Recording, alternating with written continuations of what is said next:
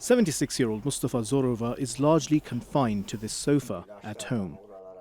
He recalls leading an active life 7 years ago.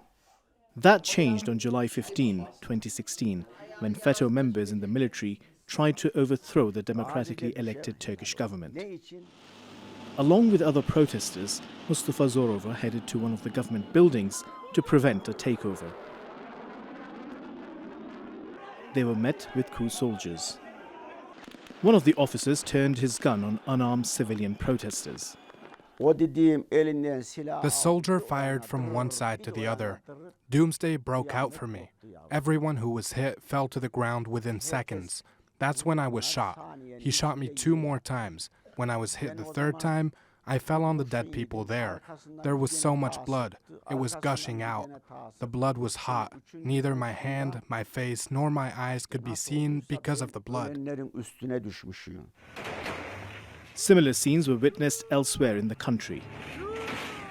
This is the Turkish parliament, one of the places that was bombed on July 15.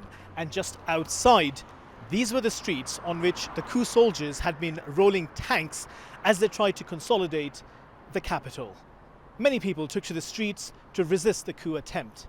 They tried to use their cars to block the tanks. Many of those cars were crushed.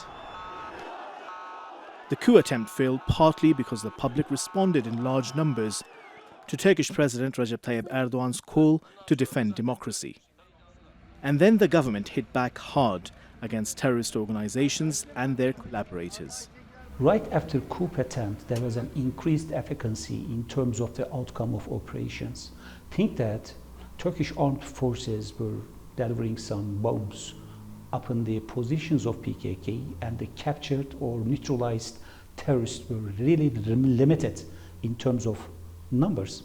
But right after July 15 coup attempt, well, the number of neutralized terrorists increased suddenly.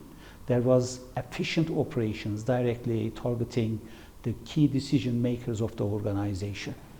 Part of the government's new counterterrorism strategy was to sift out FETO members from the military, police, judiciary and bureaucracy. It identified tactical collaboration between terrorist groups, even those on opposite sides of the ideological spectrum. Ankara also launched cross-border anti-terrorism operations. In August 2016, Turkey launched Operation Euphrates Shield around northern Syria's Al-Bab region. Ankara says the 7-month-long operation was successful in removing Daesh and YPG terror groups from those areas.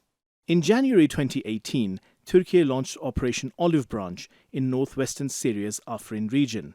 The YPG terror group was cleared from this area. In October 2019, Turkey carried out Operation Peace Spring in northeastern Syria. The YPG terror group was removed from areas between Ras Al Ain and Tel Abyad. In November 2022, the Turkish Air Force launched Operation Claw Sword. It targeted positions of the PKK terror group in parts of northern Syria and northern Iraq. Operation Clawlock is Turkey's ongoing military operation against the PKK terror group in northern Iraq's Duhok Governorate.